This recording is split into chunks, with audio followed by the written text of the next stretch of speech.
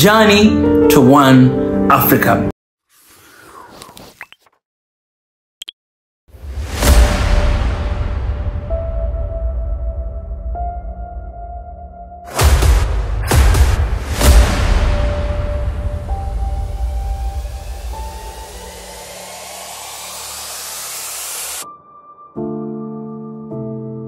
In the day of 3rd August 1960, the country of Niger received her independence. It's not coincidence that yesterday we were here talking about what is happening in Niger and how much all of Africans and African descendants must stand and fight for our people of Niger. Well, today, it is August 3rd, 2023. 63 years later, the country is still fighting for her independence. Maybe you're asking yourself, shall we then celebrate our independence? Yes. The people of Niger, do you think today they remember her independence and celebrating across the street?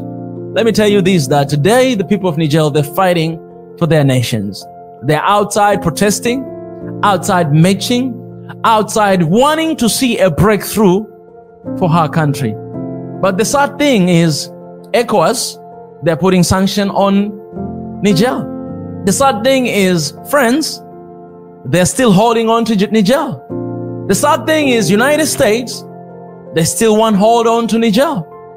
The country that is number 7 in the world producer of uranium, the country that is giving electricity to friends every single year, while the majority of population of Niger, they don't have electricity. The country that has been sustaining other Western countries for a long time, yet is still struggling for her own independence 63 years later. My call today is that it is important for all Africans to start looking at our countries as one Africa. When we look at one Africa, when we look at it as a one Africa, we're not going to settle. We're not going to rest. We're not going to calm down, but we're going to fight with everything we got to make sure that we redeem our people from the shackle of colonialism. Kwame Nkrumah said the independence of Ghana means nothing if the rest of Africa won't have independence. And I'm afraid to say that the independence that we see in most of our countries are not real independence. Yes, our forefathers, they fought those colonizers, but today we still have economic slavery. We still have neo-colonialism. And most of the African countries that were colonized by France are still under the yoke of colonialism under France. It is the time for us as an African to stand today in August 3rd, 2023 to fight together with the people of Niger. Because my wish is that our kids and the next generation, 63 years later, they will stand and celebrate the true independence that happened today in August 3rd, 2023. My message to the people of Niger, Africa is standing with you. SNOA, we are here with you. We ain't gonna let you guys stand alone. And my message to Ecowas is that this is the time for you to choose you now. Who are you going to stand with? To choose you now. Who are you going to side with? Are you going to side with France? Are you going to side with the USA? Or are you going to side with the people of Niger? Because the people of Niger, they are speaking. Today, in the day of independence, they are outside marching for their independence, wanting to see the new bright day in Niger. It is your responsibility to stand with the people of Niger and not to put sanction on them, because when you put sanction on Niger, who is being affected? Not the leaders, but the common Wananchi, the ordinary folk of Niger. They're the one who are struggling with the sanction that you're putting. It's a time that I'm calling upon all the countries of Africa, the countries in the West Africa. Man, do not turn your back off Niger. These are your people. Most of our people are living there because Africa, all these artificial borders we have, they're not real borders. They were placed here by colonizers because they wanted to divide us. And their own had one rule: to divide and to conquer. The more we keep entertaining these borders, the more they're going to conquer over Africa. We cannot allow that. If your neighbor is not at peace, you can never be at peace. If one country in Africa is struggling today and fighting against Ecowas, I'm telling you, tomorrow your country will be struggling against ECOWAS. It is the time for Africans to address straight to these organizations like African Union and ECOWAS and to ask them straight into their eyes, are you there for Africa, or do you have another agenda? If you're not there for Africa, then we no longer want you, because we're going to stand as the people of Africa and defend and protect the dignity and the heritage of our countries. Because if you're not bringing development to Africa, if you're not bringing the change to Africa, then what are you bringing to Africa? Today we see our people. Last year we saw the people of Mali being sanctioned by ECOWAS, and they struggled and a lot of people died. Today the same thing is happening. I wonder, why are you even there? African Union, why are you even there? You can't just stand and put sanction because of the coup government. But let me ask you this, why there have been a rising of coup military authoritarian in the western part of Africa?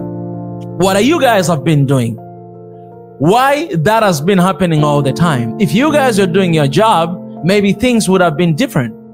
But the people of Africa, the ordinary folk, we are tired with the puppet governments. We are tired with the government that are not there to work for the people, but working for their own agenda.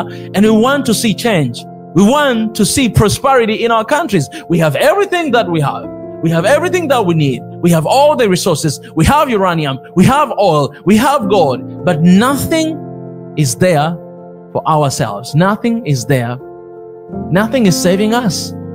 Why is that?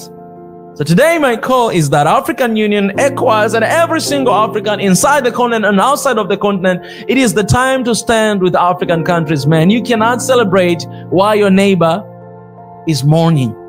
If your neighbor is not at peace, you cannot be at peace, because Africa is one big family with 55 different children, 54 countries in the continent, and one diaspora all across the world. I'm calling upon all Africans to join our hands together, to unite together, to stand together, to raise our voice together, because if these organizations have failed us, then we must stand and address them. And we can change it, because they ain't the one to determine and to decide how we should live. But God has given us life and this opportunity. This air that we breathe today, it is the gift that is coming from God, and we cannot let anyone to take it away from us. It is the time, and the time is now. Choose you now, Africa.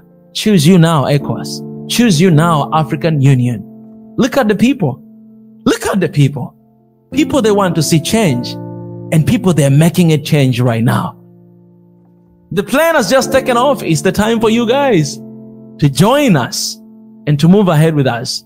And it is a time for us not to look after these organizations, because if they're not serving for the interesting of the people, for the interest of the people, then we better take matter on our own hands. And I'm not here to tell anybody to be violent. I'm not here to tell anybody to act violent, but I'm here to tell you guys that it is the time for us to stand for ourselves, because we have lost. The blood has been shedded for so long in Africa. And this land is crying, is pleading for change. Some of you lost your brothers and sisters, lost your parents, lost your relatives, lost your leaders. It is the time for us to stop it and to say no more death in Africa. And until then, we will fully celebrate our independence. Happy Independence Day, Niger. Not only what happened 63 years ago, on August 3rd, 1960, but what is happening today on August 3rd, 2023. God bless you.